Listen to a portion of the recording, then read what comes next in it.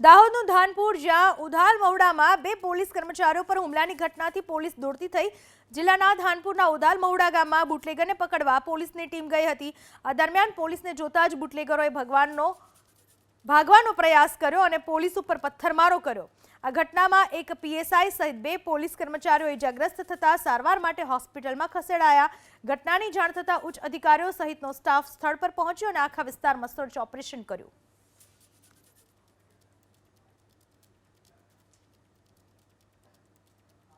ત્રણ પોલીસ કર્મચારી વીરસિંહભાઈ, સતીશ અને પ્રકાશસિંહ ત્રણે ગઢવેલથી ગોળાંબા જે મધ્યપ્રદેશનું છે ત્યાં જતા કાચા રસ્તા ઉપર દારૂની વોચમાં હતા। તે દરમિયાન એ રોડ ઉપરથી બાઇક ઉપર દારૂ આવતા અને દૂરથી પોલીસને જોઈ તેઓ પાછા વળી ગયેલા, જેથી પોલીસે પીછો કરતા તેમના પર પથ્થરમારો કરવામાં આવેલ અને ત્યારબાદ પીએસઆઈ શ્રી એસ જે રાઠોડ, એલસીબી, સીપીઆઈ શ્રી તમામ પોલીસ ત્યાં કોમ્બિંગ કરતા ત્યાંથી 5 બાઇક મળી આવેલ છે।